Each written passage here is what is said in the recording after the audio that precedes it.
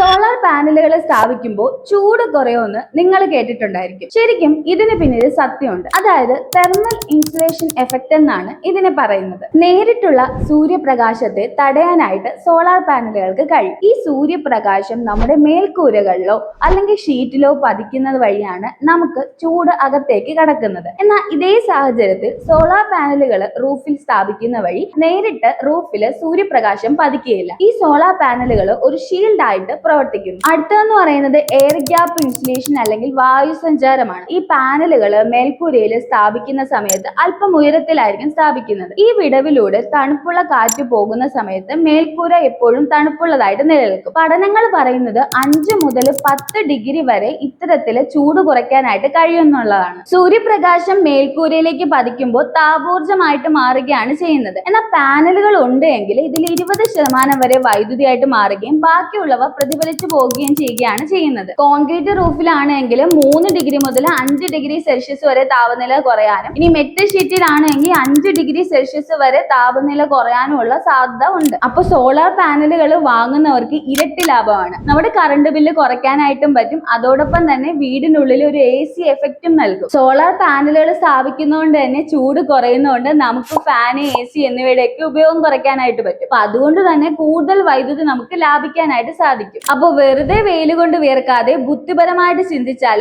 ലാഭവും തണുപ്പും നമുക്ക് ഒരുമിച്ച് കിട്ടും. ഇതുപോലുള്ള ഇൻഫോർമേറ്റീവ് വീഡിയോ അറിയാൻ വേണ്ടിയിട്ട് ഉടൻ തന്നെ ഞങ്ങളുടെ ചാനൽ സബ്സ്ക്രൈബ് ചെയ്തോളൂ. ഇനി നിങ്ങൾക്ക് സോളാറുമായി ബന്ധപ്പെട്ട എന്തെങ്കിലും സംശയം ഉണ്ടെങ്കിൽ താഴെ കമന്റ് ആയിട്ട് രേഖപ്പെടുത്താവുന്നതാണ്. ഇനി നിങ്ങൾ സോളാർ ഇൻസ്റ്റാൾ ചെയ്യാൻ ആഗ്രഹിക്കുന്നവരാണ് എങ്കിൽ ഉടൻ തന്നെ താഴെ കാണുന്ന നമ്പറുമായിട്ട് ബന്ധപ്പെടുക, അല്ലെങ്കിൽ ഡിസ്ക്രിപ്ഷൻ ബോക്സ് നൽകിയിരിക്കുന്ന നമ്പറുമായിട്ട് ബന്ധപ്പെടുക.